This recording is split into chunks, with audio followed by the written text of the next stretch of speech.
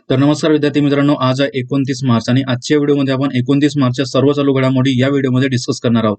तर चला सुरुवात करूया. आजचा आपला पहिला प्रश्न आहे की महाराष्ट्र राज्यातील मेळघाट व्याघ्र प्रकल्पाला जागतिक मानकाचा दर्जा मिळाला ते कोणत्या जिल्ह्यात आहे? तर महाराष्ट्र राज्यातील मेळघाट व्याघ्र प्रकल्पाला जागतिक मानकाचा दर्जा मिळाला तो अमरावती या जिल्ह्यामध्ये आहे.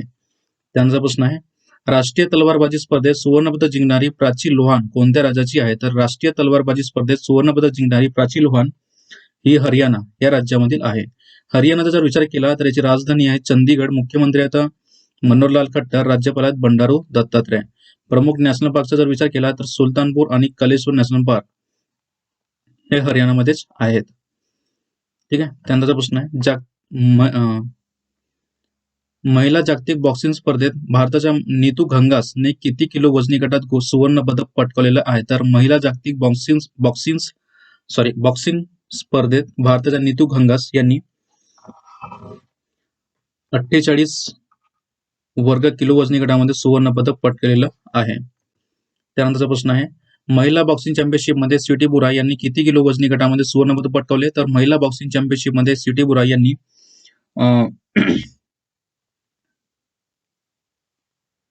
81 किलो वजनी गटामध्ये सुवर्ण पदक पटकावलेलं आहे. ठीक आहे. त्यानंतरचा प्रश्न आहे, जागतिक नेमबाजी स्पर्धेत मनु भाकर यांनी किती मीटर एअर पिस्तूल प्रकारात कांस्य पदक पटकावलेलं आहे? तर जागतिक नेमबाजी स्पर्धेत मनु भाकर यांनी 25 मीटर एअर पिस्तूल मध्ये कांस्य पदक पटकावलेलं आहे. मनु भाकरचा जर विचार केला तर त्या हरियाणा राज्यामधील आहेत. 2018 मध्ये ISSF म्हणजेच इंटरनॅशनल शूटिंग स्पोर्ट फेडरेशन यामध्ये त्यांनी 2 सुवर्णपदक पटकावलेलं होतं. 2018 मध्ये कॉमनवेल्थ गेममध्ये त्यांनी 1 सुवर्णपदक पटकावलेले होते. ठीक आहे. त्यानंतर जागतिक नेमबाजी स्पर्धा ही मध्य प्रदेशमधील भोपाळ या ठिकाणी आयोजित करण्यात आलेली होती.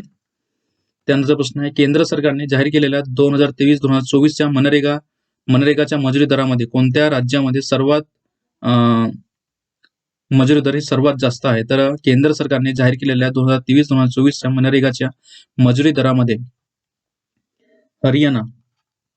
हरियाणा या राज्यामध्ये सर्वात जास्त मजुरी दर आहे आणि सर्वात कमी मजुरी दर मध्य प्रदेश आणि छत्तीसगडमध्ये आहे.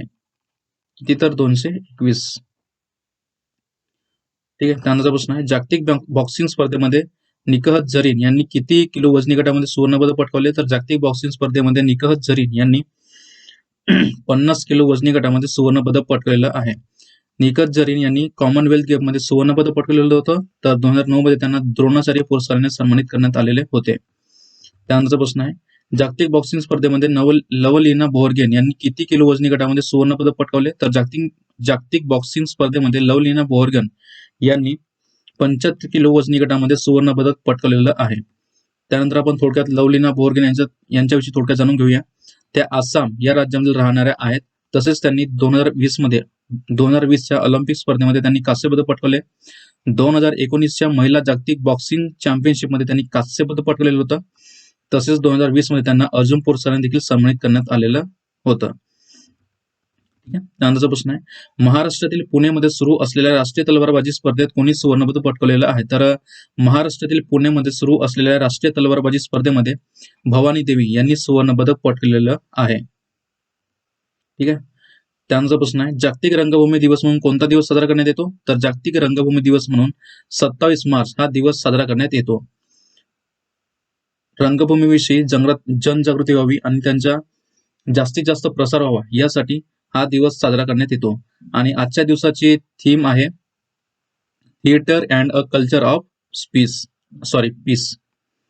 तर हे होते आजच्या दिवसाचे महत्वाचे प्रश्न. काल जो मी तुम्हाला प्रश्न विचारला होता, कोणत्या राज्यामध्ये गोसेवा आयोगाची स्थापना करण्यात आली? तर याचा राईट आन्सर होता महाराष्ट्र. आज तुमच्यासाठी प्रश्न आहे, कोणत्या व्यक्तीला आसाम वैभव पुरस्काराने सन्मानित करण्यात आलेला आहे? तर याचा राईट आन्सर तुम्हाला कमेंट बॉक्समध्ये द्यायचा आहे. व्हिडिओ जर आवडला असेल तर लाईक करा, शेअर करा आणि सबस्क्राईब करायला विसरू नका. आजच्यासाठी एवढंच. खूप खूप धन्यवाद.